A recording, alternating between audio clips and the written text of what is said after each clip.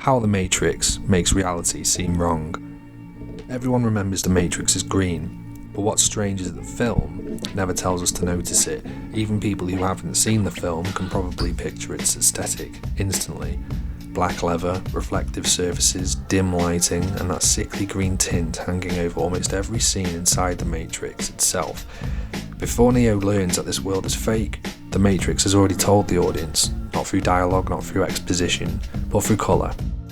Long before Morpheus explains what the Matrix is, the film quietly constructs a world that feels cold, artificial, and spiritually exhausted. Office towers appear as metallic prisons, nightclubs feel intimate, yet strangely unreal. Even human faces seem trapped somewhere between shadow and fluorescent light. And hanging over all of it is green, a colour that, in the Matrix, becomes much more than an aesthetic choice. It becomes a visual language, one that communicates artificiality, conformity, and control long before the film reveals its hand. Compare this to Morpheus' ship. Both Neo and the audience are now confronted with a world that stands in stark contrast to everything we've seen before. Instead of pristine office buildings, reflective surfaces, and that oppressive green tint, we now get a cramped, industrial environment, consisting of exposed wiring, worn metal, improvised technology, and practical but unkempt clothing. The distinction is reinforced through every aspect of the film's visual design. The sets, costumes, hairstyles, and cluttered working spaces all contribute to a reality that feels rough, uncomfortable, and undeniably human. Yet, it is the shift in lighting and colour that communicates this difference most powerfully. The green hue that dominated Neo's previous world largely disappears, replaced by a colder, more neutral palette. By comparison, the characters stand out amidst a background of blue. The effect is immediate. Although the real world is harsher and less inviting, it somehow feels more authentic than the comfortable illusion Neo has left behind, as though we're waking up too. The green tint is not merely an aesthetic choice, it's part of a larger, visual language that communicates control, conformity, and artificiality. Remember this, as this is the starting point and running theme throughout this essay. I'm going to examine how exactly the Matrix uses colour, lighting, costume, and composition to make its simulated reality feel subtly wrong before Neo or the audience fully understands why. Prior to us taking the red pill, by the extension of Neo, the green world, or as we later learn, the Matrix, is the world we're accustomed to. Clean, corporate, monotonous, and of course, heavily tinted in that green hue I mentioned earlier. We'll begin by looking at the short scene which exemplifies this efficiently. Neo has just arrived to work late, and before we see him and his boss interact, we are briefly shown a ground-up establishing shot of the building that he works in. As you can see, it is stood next to, but not surpassing the buildings next to it. Collectively in this single shot, the buildings appear metallic, oppressive, and even grimy despite being contemporary and corporate-esque. From this angle, they also block or almost steal the natural sunlight from the perspective of the audience, which again makes the ground-up shot effective, because this is what Neo sees every day going to work. Further adding to this claustrophobia, and even paranoia here, is that by blocking the sunlight, they are fully covered top to bottom with a black reflective sheen, making them seem even more domineering, yet unnatural, and even hyper-real from their metallic appearances. Now that we're focusing on windows for now, pay attention to this immediate cut to a very brief master shot. Not only does it establish exactly where our characters are, but it communicates to us where the characters are in their heads. In a high-floor office surrounded by windows, Neo is watching the windows being cleaned, whereas Neo's boss isn't. This shows us that Neo is distracted, perhaps even slightly envious that the men cleaning the windows are able to work outside in simplicity relative to his own job. This distraction is audibly complemented with the almost comical loudness of those windows being wiped. This sound is suddenly almost muted once we are inside the room with the characters, confining us with Neo to listen to his boss, paying attention to the situation at hand. You have a problem with authority, Mr. Anderson. However, if we just return to this master shot for a moment, do you notice Neo's boss has a framed photo on the wall next to him of a generic looking skyline. It is strange that a man who is surrounded by the views of contextually real skyscrapers all day every day, and presumably has taken for granted this perk, chooses decorum in his office that merely resembles what he is already surrounded by. Given everything said about this scene thus far, the buildings are a fitting extended visual metaphor for conformity and isolation. We're surrounded by them in this scene without really being able to properly see them. They lack imagination in terms of how they're designed. The image of buildings on the wall suggests a man whose identity has become inseparable from the environment he inhabits, one that encompasses conformity, corporatism, and being a small cog in a complex machine. So once we are inside the room, we can see that Neo's boss has just finished typing something on his computer before addressing Neo about his lateness. It is unclear how long Neo had to stand there uncomfortably waiting to be reprimanded by his boss for his lateness, which again is ironic. Waiting until he has finished typing something before addressing Neo, basically on his own terms, is a micro-authoritarian tactic to establish power dynamics between boss and employee in an exasperating tone. He gives Neo a reality check in which he is dispensable to this company like everyone else if he doesn't follow the rules of punctuality. This further cements the notion that conformity, not individualism, is all that is deemed important in this reality. This is a hyper-realised but not necessarily exaggerated depiction of a monotonous workplace. It is just enough for the audience to relate to. A brief glimpse of corporate cynicism, which as we later discover is merely a drop in an ocean of fakery in this so-called reality. Now, as this interaction goes on, the views of the buildings outside are mainly deprived from us visually, but from what we're able to see from Neo's perspective is the upper part of the building in the background. Pay attention to this, as you will notice a slight and gradual defocusing of the background's composition when we are looking at his boss. Typically, when achieving this effect in film, the foreground of the shot gains more focus while the background loses focus. However, once we remain at this distance from the boss throughout, who is the foreground focus, he doesn't change. There are no zooms or close-ups. When we cut back to him from Neo, the building behind him has lost focus slightly. As Neo's boss carries on talking, the depth of field of these buildings behind shifts even more. The buildings defocus and frame increasingly in subtle increments with each returning shot back to the boss. During the last few seconds on that final frame showing Neo's boss, you can barely make out the building's black lines from earlier. They no longer resemble a building, but a mere blur.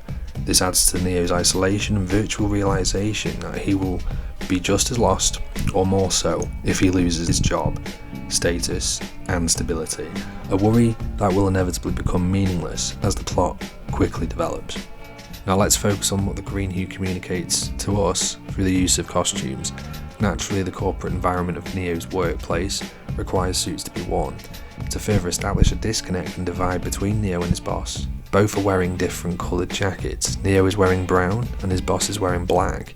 However, under the green tinge, they are just different shades of green, which visually communicates that Neo is entrenched in this fake world. However, his boss's jacket is the darker of the green, which would imply that perhaps his boss is more a part of the Matrix than Neo is. For practically all of these in-Matrix green scenes, the filmmakers have also used split lighting techniques to achieve this half-lit face effect that you can see here when observing characters. This is commonly used in mystery thrillers, more specifically noir films, and lends itself to the uncertainty and corporate imprisonment that Neo has awareness of. Bear this in mind for later on when I discuss the club scene. Furthermore, I wonder if it was intentional for the filmmakers to cast this particular actor to play Neo's boss because A, he looks similar to Agent Smith, B, he talks with a similar cadence to Smith, and C, he has much lighter and thinner hair than Neo. To elaborate on the latter, under the green hue close-up and the split lighting technique I mentioned earlier, do you notice at the side of his head and 5 o'clock shadow exposed towards our perspective, and key light, is green? All of these factors collectively working together in this scene are far more effective than, say, if they simply turned up the green hue overall, which I think you will agree would be too overstated. Whether intentional or not, the effect visually positions Neo's boss as someone more fully absorbed into the system than Neo himself. My theory is that within this virtual simulation designed to oppress Neo, as we and he later learn, Neo's boss is a lighter, less powerful, less invasive, and more of a housekeeping version of the same AI program that Agent Smith is. It is as though different versions of the same model, or to Neo, the same type of person resemble the same energy or function, hence how they talk and look eerily similar.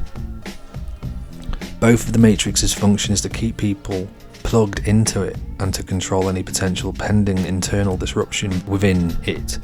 So it would seem that Agent Smith and Neo's boss are cut from the same cloth for this reason, given that Neo's boss only appears in this scene before the plot makes rapidly evolving developments, and Agent Smith serves as the film's antagonist.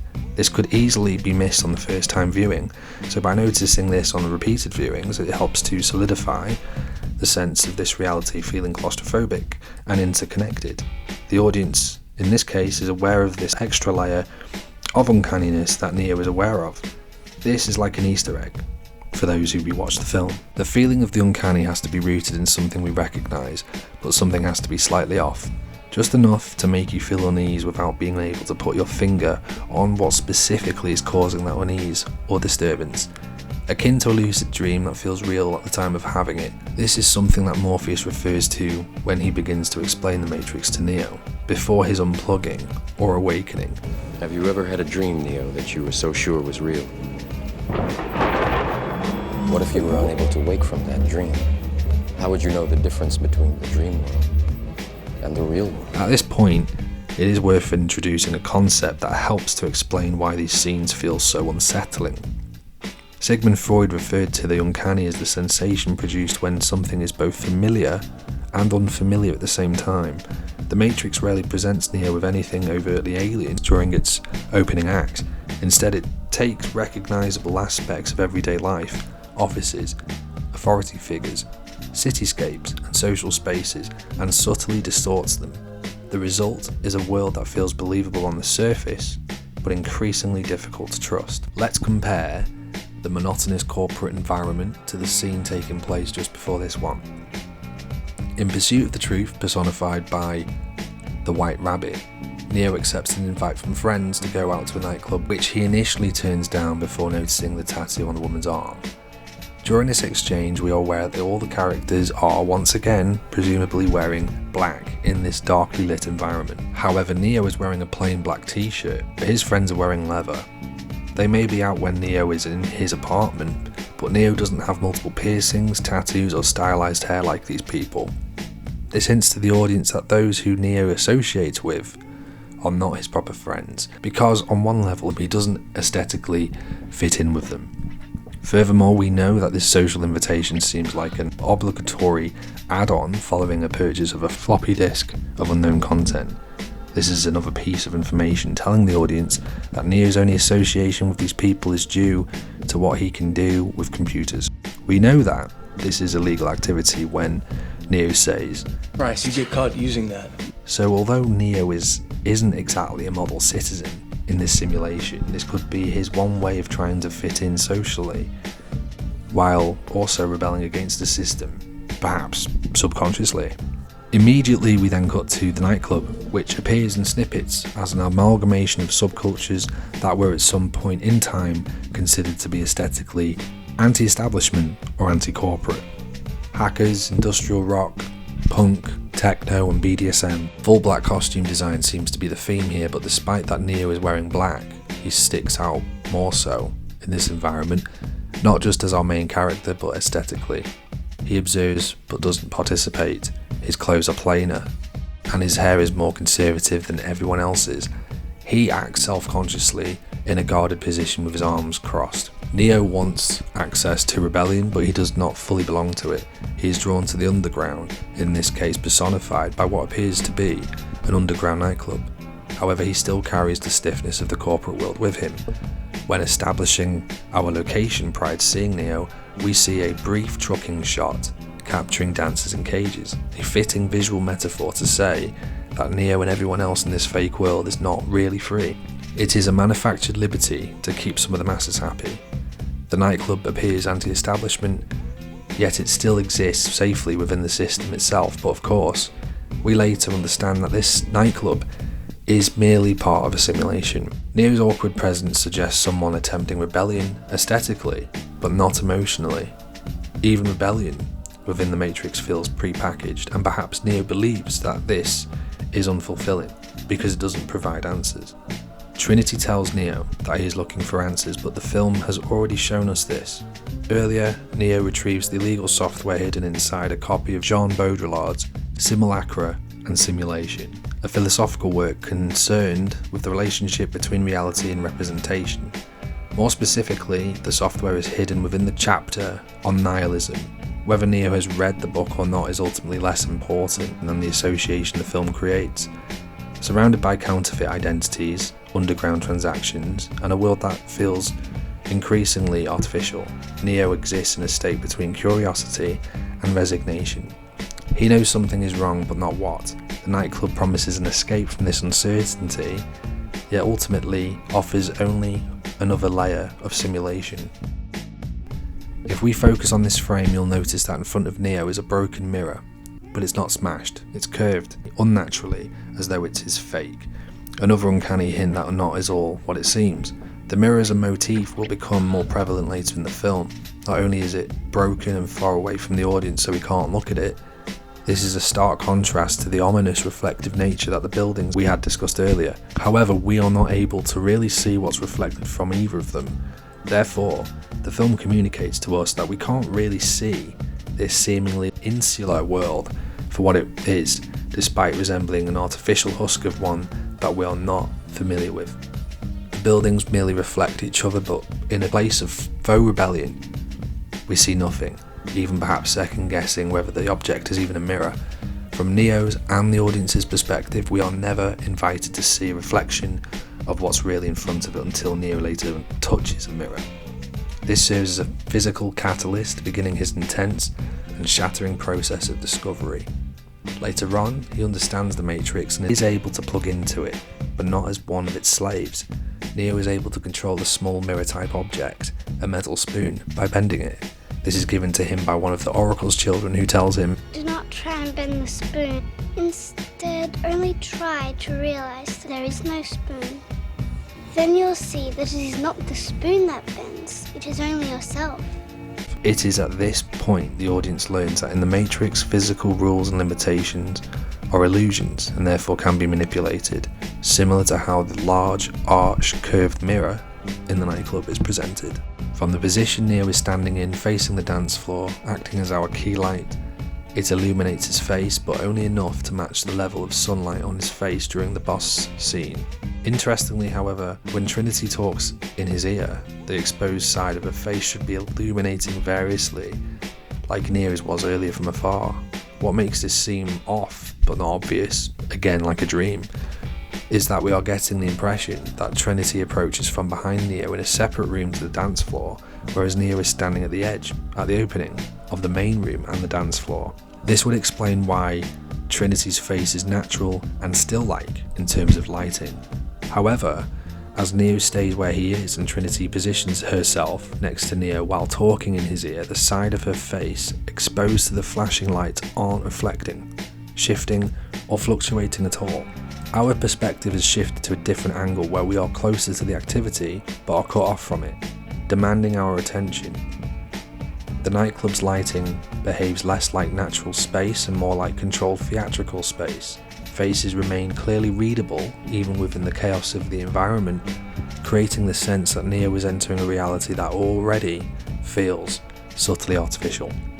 Despite the overwhelming music and noise, Neo and Trinity communicate with unnatural intimacy, as if the world around them momentarily falls away.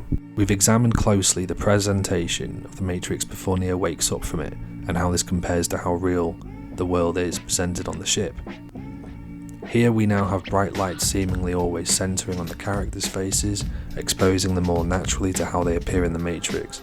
Coinciding with this stark contrast, the actors stand out more due to the dark blue appearing set design, a very different look indeed.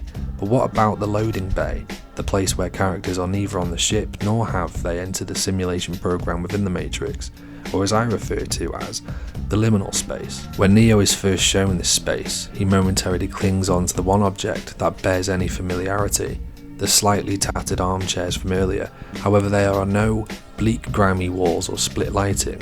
Neo and Morpheus are surrounded by vast nothingness. They are naturally lit by the space itself, which makes sense for this scene, because the point is to present it as though there are no traceable sources of light. Conceptually and ironically, however, this scene is the film's most realistic depiction of lighting, because so-called real lights are either part of the Matrix, and the real lights are powered by machines and Morpheus' ship. This is an irony that even Morpheus acknowledges. Throughout human history, we have been dependent on machines to survive. Fate, it seems, is not without a sense of irony. So how does the Matrix make reality seem wrong? Not by presenting us with an alien world, but by presenting us with a familiar one that feels subtly distorted. The skyscrapers, offices, nightclubs, mirrors, and even the people themselves all resemble things we recognise from everyday life. Yet each of them is altered in small but significant ways. The green tint, the split lighting, the reflective surfaces, and the recurring visual motifs all contribute to a feeling that something is not quite right. This is what makes the film uncanny. It does not confront us with the unknown. Instead, it defamiliarizes the known. It takes ordinary environments and experiences and presents them through a visual language that makes them feel artificial, oppressive, and strangely dreamlike. In many ways, the audience experiences the Matrix in the same way that Neo does. We cannot immediately explain what feels wrong about this world, but we can feel it. The film plants that feeling long before Morpheus explains it, and long before Neo understands it for himself. Before the Matrix reveals that reality is an illusion, it first teaches us how to distrust it. And perhaps that is why the film's visual design remains so effective. It doesn't simply tell us that something is wrong with the world, it makes us feel it.